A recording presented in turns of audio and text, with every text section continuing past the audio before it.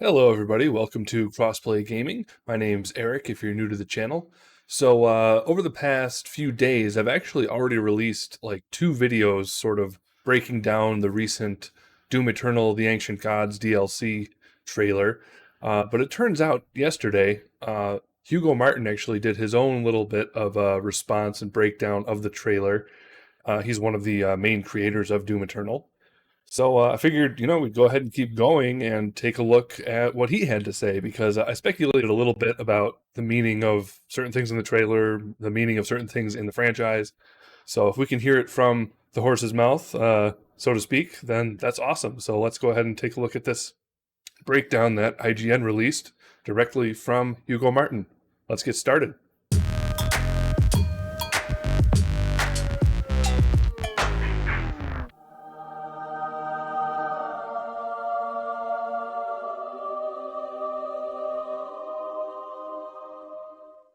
All right, so here we are with the video from IGN. Let's take a look at it. So maybe I'll start and stop if I have anything to add to the discussion here. Here we go. If you want to watch this without any of my blabbering or whatever, I'm going to go ahead and leave the video in the description so you can watch it for yourself. But here we go. Please proceed with control, but assertive aggression. Hello, today we're going to do a little voiceover on the new trailer for Doom, The Ancient Gods Part 1, the DLC. We're very excited. I must say. Okay, yes, first here, let me pause it. A couple seconds in, we got the Slayer, our hero, sharpening his blade. Pretty awesome, guys. Yeah, no, I know. I've heard Hugo Martin talk about this thing. He says, it makes a game or a story or a book or whatever so much better when when everything in the world sort of has its own weight within the story. So he'll say when he sees a sword or something inside of a movie, he wants to know what the metal is and how it was forged and stuff because it just adds so much gravity to the world. So I'm sure at some point we're going to hear more and more about this, but he loves to gush over stuff like this. Total badass. Just love this shot so much. Little bit of an homage there to the great Rambo films from the 80s, if anybody remembers. Then we have this gorgeous shot of Urdak, and that's where the climax of the DLC will take place because you are there to rid heaven of the demons that have now taken over, and they are going to cause all kinds of problems. Okay, so we're getting a little bit of the chronology there, so that's going to be the final level. Interesting. Because our heaven, which is called Urdak, is kind of like this interdimensional highway, and the demons now have access to all these different dimensions, and of course the Slayer has to do something about that. And to do that, let's see where the story goes here. What happens next in the trailer?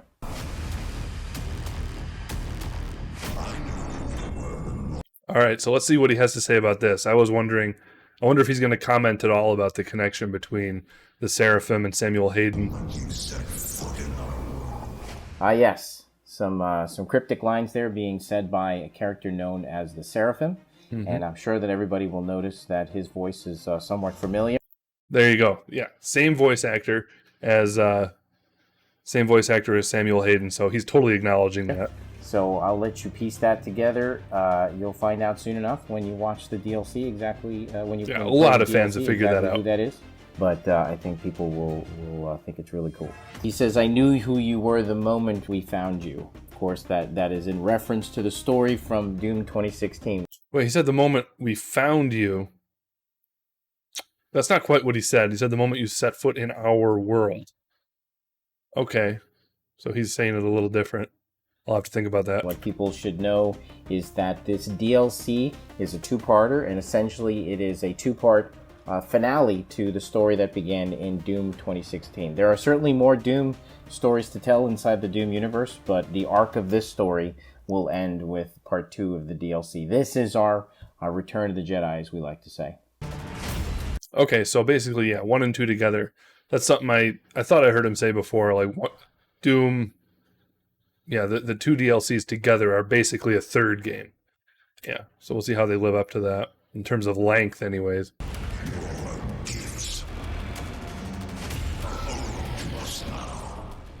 Your gifts are owed to us now. That's pretty juicy.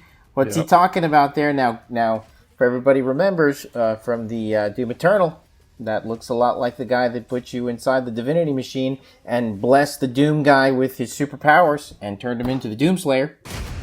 Right. Okay, so I was wondering in my breakdown whether the Seraphim was referring to the fact that he just kind of destroyed Urdak, or whether he was referring to the fact that he gave him his powers. So it's because he gave him his powers that they're owed back. So they weren't a gift. So I wonder if that sort of double talk is going to be brought up. The Slayer has arrived. Please proceed with control, but assertive aggression. So that little piece of footage right there, that is the Blood Angel. I think you're going to really enjoy that character. That is a possessed angel, a demonic angel, which I think it's time that we saw more of that inside of the Doom universe. This character is really, really cool. Some interesting mechanics, and she's going to ask the player to break away from some of their normal habits, and you have to engage her in a certain way. A lot of the new AI, I was watching an interview. Or not watching, I was reading an interview with him where he really broke down. They actually have revealed quite a bit of how the combat mechanics are going to work with this boss. Well, I don't know if it's going to be a boss or a mini boss or a recurring character. We'll see. We understand that people have their way that they like to play, that they've developed over the course of Doom Eternal. And what we want to do is challenge players in new ways to try different tools that maybe they haven't used. So I don't want to give too much away here, but it's a really, really thoughtful piece of design, and I'm really excited for fans to get to fight against this character. I guess because I think it's going to elevate the engagement levels. Yeah, I guess there's going to be like a small window where you can shoot its head when the shield goes down, but it's like really brief.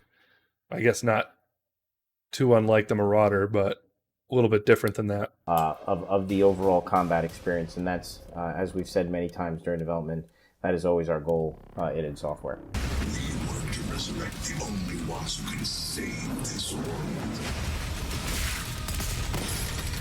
He's been breaking down all the lines. I want to know what he has to say about that. That is the Blood Swamps, the Hell Swamps. That's a really, really cool location. That's one of the levels that is in the DLC. It's extremely awesome. So this sequence here, this is really, really cool. That is the Spirit AI, and you see that it is a resurrection of the Summoner AI from Doom 2016. We brought her back. Yes, many people pointed out that there were other female demons in Doom, and yes, that's right. Correct. The Summoner was one of them. And this time she comes back though with a unique twist. And let's watch what happens here.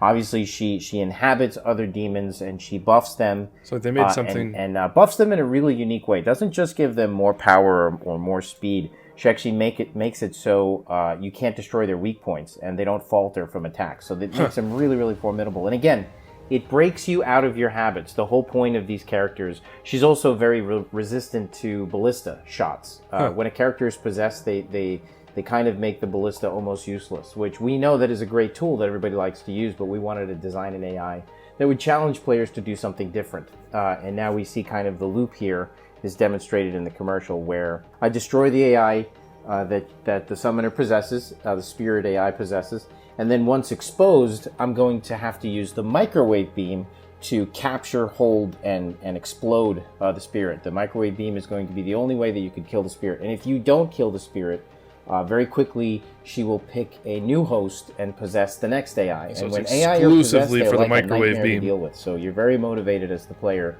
to destroy the Spirit AI, which is it's a really cool loop. And yes, absolutely, the microwave beam, the Spirit, the Ghost. Of course, it's an homage to the film Ghostbusters because there's so much 80s and 90s nostalgia. Confirmation. Heard a couple people say that. What can I say? I'm really old. So right there, that scene. Yeah, the microwave beam has been really underused. I've seen like one or two players say they found really good uses for it in staggering enemies. But most people, including me, I'd say really neglected it. So they're really forcing you to use what's been underused. where the hand picks the character up, lifts it up, puts it on top of this crazy location inside of hell. You know, why is there this, you know, realm inside of hell on the top of this funky looking mountain? You know, all those things will be answered inside the story of the DLC and the lore pages that you pick up. It's as deep as ever, and it continues to expand the Doom universe. One of the things we're really proud of, though, here is that you'll see that the scope of this DLC, the places you go, the things you see, the stuff you fight, it's fantastic. I mean, I think the scope of this DLC is as good as anything that's in Eternal. And in some cases, I mean, I don't want to say better, but it's just friggin' awesome. I mean, there's really, really just some amazing stuff in this DLC, and we're really proud of it. And you can see it right here in this commercial. I mean, that giant creature, he wakes up, picks up the Doomslayer. He's like the size of a little ant in his hand, picks him up and puts him in this, you know, mythical location in the top of the peaks of the Blood Swamp. I mean, there's meaning behind all that stuff. There's lore. There's cool stuff that you're going to get to figure out. Cool characters you're going to get to meet, shoot, kill, glory, kill, do all these crazy things with. So now he says there's meaning in all of that. I wonder, like, he's talked about sort of building main protagonist sort of as a Christ figure. So he's talking about the blood swamps and ascending and stuff like that. Definitely some Christ parallels in there, I have to say. Probably very intentional. We honestly think that people are going to freak out when they see this stuff. Let's watch the end here.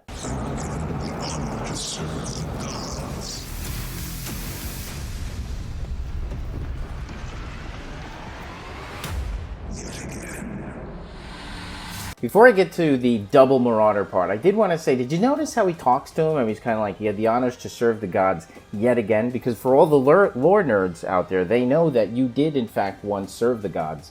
Right. In the past, in the time of the Sentinels, you actually once served the Khan Maker and fought for her armies alongside the Sentinels before the Civil War broke out, and the Slayer went his own way, and he was betrayed by the Khan Maker. Right. He's referencing things that you did in your past there. And it's interesting, right? Because I wonder if the Slayer's going to go along with all this. Right, and that's what I was wondering in my last breakdown was, it's either going to be he's excited about it, but more likely, given the tone of the personality of the Doomslayer, he's probably not going to go along with serving the gods yet again after all that's happened. A little too angry for that. And makes you wonder, what does all that symbolize? Because he generally doesn't really listen to people. So let's see what he does.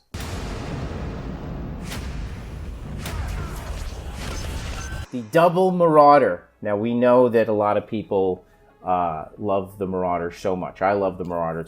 It's truly the other black belt in the game, and we know that he's the one who's going to put you through your paces, make sure that you know how to do everything we've asked you to do in Doom Eternal. Have you mastered it? Can you do it really fast while he's throwing flaming axes at you and he's summoning a firewolf that's going to bite your ankles? All of those things make him like the true test in Doom Eternal, and it's been fantastic to see people learn how to fight him. I mean, that's like one of my favorite things is that, yes, frustration is a part of engagement. You know, nothing good is easily earned, and that power fantasy in Doom Eternal, as we all know, is so much sweeter because we really make you earn it. But now there's two of them. Let's see what you got. I mean, the fans are screaming for this. I mean, I have a wonderful back and forth on social media with the fans, really just looking to see, you know, what it is they want, and I'm not that good at quick switching myself. You know, Doom Eternal is for everybody. You'll have your BFG shots to be able to clean out arenas when it gets too dense. You know, you've got your trusty chainsaw, and of course, you have difficulty settings. So no shame in anybody's game if they have to play it on a lower difficulty. We want everybody to enjoy and climb that mountain and master the experiences of Doom I'd like Eternal, to keep it up on no matter ultra what setting violence. you're on. So we can't wait to see what people do with all this. Can't wait to see the footage of people melting double Marauders. We got a lot more than that too. We may even have a buffed Marauder, which is a little bonkers. I don't know what's worse, two of them or a buffed one. So of course, and you don't want that spirit. Well, what about two buffed ones? That's the question. Spirit getting in that buff. That's one of the coolest things about the Spirit is if you don't kill the Spirit soon enough and he makes it all the way to the end, then she's gonna buff a Marauder, and it's like a nightmare. So really, really cool stuff. I think this trailer is just fantastic. The people who we work with to help us put together these things just do a tremendous job, and everyone involved at id Software couldn't be more proud of the team. Marty and I are just thrilled to share this stuff with you guys. Everybody worked really, really hard on this stuff. Yes, COVID has been a challenge, but honestly, it has been just a really satisfying experience to finally be able to get this stuff out to you guys. Can't wait for you to see it. 10/20/20. See you there. All right. So there it is. Okay. Yeah, two buffed marauders, or no, two marauders or a buffed marauder. That's a good question. So a buffed marauder, does that mean it takes out like they say they take out the weak points? Like the only weak point with a marauder is like a weak point in time when his eyes flash green. Does that mean that's going to go away? I wonder how that's going to work. You got to like make them stagger with your grenades or what? I have no idea. Well, we'll see.